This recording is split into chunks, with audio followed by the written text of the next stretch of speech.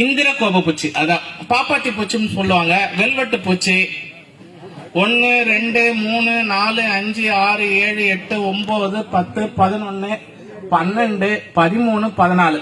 நான் சின்ன வயசுல எங்க அப்பா ஏர் ஓட்டுவாரு. ஏர் ஓட்டும் போது காலையில கூழ் எடுத்துட்டு போவேன். கூழ் எடுத்துட்டு போகும்போது இந்த காக்கா பூரா வந்துடும். ஏர் ஓட்டும் போது பாத்தீங்கன்னா வெல்வெட் பூச்சி மாதிரி சிவப்பு கலர்ல, இப்போ நல்ல ரெட் கலர்ல புழு அங்கங்க ஓடிக்கிட்டே இருக்கும். ஏர் ஓட்டும் போது நிலம் ஃபுல்லா ரத்தம் இருக்கும். ஏர் ஓட்டிட்டு போகும்போதே ஒரு பக்கம் மண்புழு வெட்டிட்டு போவோம், இன்னொரு பக்கம் இந்த வெல்வெட் பூச்சி என்று சொல்லக்கூடிய இந்திரகோப பூச்சிய அதுவும் வெட்டிட்டு இருக்கும். அப்ப பாத்தீங்கன்னா எங்க பார்த்தாலும் சிவப்பா ரத்தம் இருக்கிறத நம்ம பார்க்க முடியும். ஆனால் இன்னைக்கு இந்திரகோப பூச்சி எத்தனை பேர் பாத்தீங்கன்னா ஒரு 15-20 பேர் தான் பாக்குறோம்.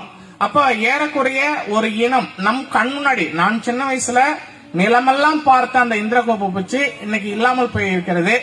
அதற்கு பிறகு நான் ஆளான பிறகு இயற்கை விவசாயம் பார்க்கணும் அப்படின்னு நினைச்சு உரம் போடுறத நிப்பாட்டி, பூச்சி மருந்து அடிக்கிறத நிப்பாட்டி, எல்லாத்தையும் நிப்பாட்ட பிறகு அழிந்து போன இந்திரகோப பூச்சி திரும்பவும் என்னுடைய நிலத்துல வந்துச்சு. இப்போ அதே இந்திரகோப பூச்சி என்னுடைய நிலத்துல ஓடுறத நான் பார்க்க முடிகிறது. அந்த இந்திரகோப பூச்சியை நாங்க சித்த மருத்துவத்துல மருந்தாக பயன்படுத்துகிறோம். அந்த இந்திரகோப பூச்சிய நான் என்ன விலை கொடுத்து வாங்குறேன், இப்போ மருந்துக்காக என்ன விலை கொடுத்து வாங்குறேன் அப்படின்னு பாத்தீங்கன்னா 26,000 ரூபாய் ஒரு கிலோ வந்து 26,000 ரூபாய் விலை கொடுத்து அந்த இந்திரகோப பூச்சியை நான் வாங்குறேன். எதற்காக அந்த இந்திரகோப பூச்சியை நான் வாங்குறேன் அப்படின்னு பாத்தீங்கன்னா, உயிரணுக்கள் சுத்தமா இல்ல, குழந்தை இல்ல, உயிரணுக்கள் சுத்தமா இல்ல, அசூஸ்பமியா ஆயிடுச்சு அப்படின்ற நிலையில இருக்கக்கூடியவர்களுக்கு இந்த இந்திரகோப பூச்சியை மருந்தாக கொடுக்கின்ற போது திரும்பவும் உயிரணுக்கள் உற்பத்தி ஆகுது.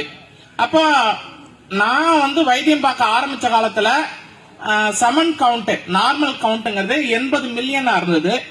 அதற்கு பிறகு 60 மில்லியன் ஆச்சு. அதற்கு பிறகு 40 மில்லியன் ஆச்சு. அதற்கு 30 மில்லியன் ஆச்சு. அப்போ இப்போ வந்து 15 மில்லியன் இருந்தாலே நார்மல் அப்படின்றாங்க. அதற்கு அடுத்து உயிரணுன்னு ஒண்ணு இருக்குல்ல, இருந்தா குழந்தை உற்பத்தி பண்ணிடலாங்க, கொஞ்சம் செலவு அதிகமாகும், கொஞ்சம் முன்ன பின்ன ஆகும், உயிரணு உங்களுக்கு இருக்கு அப்படிங்கிற அளவிற்கு இன்னைக்கு உயிரணுக்களுடைய எண்ணிக்கை குறைந்திருக்கிறது. அப்ப இந்திரகோப பூச்சி அதிகமாக இருந்த காலத்துல எல்லோருக்கும் உயிரணுக்களுடைய எண்ணிக்கை அதிகமா இருந்தது. இந்திரகோப பூச்சி கம்மியாயிட்ட பிறகு உயிரணுக்களுடைய எண்ணிக்கையும் கம்மியா இருக்குது. அதனால நம்ம சந்ததி வாழணும், நம்முடைய சந்ததி அடுத்தடுத்த சந்ததிகள் பெருக்கணும் அப்படின்னா அந்த சந்ததி பெருக்கத்திற்கும் மண்புழுவிற்கும் சம்பந்தம் இருக்கு. நம்முடைய சந்ததி பெருக்கத்திற்கும் இந்திரகோப பூச்சிக்கும் சம்பந்தம் இருக்கிறது.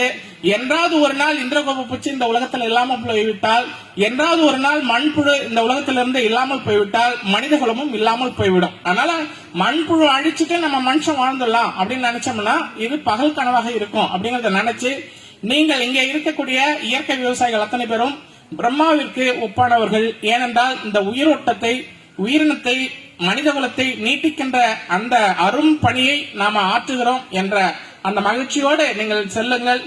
வாய்ப்புக்கு நன்றி கூறி விடைபெறுகிறேன். நன்றி, வணக்கம். வணக்கம் தோழர்.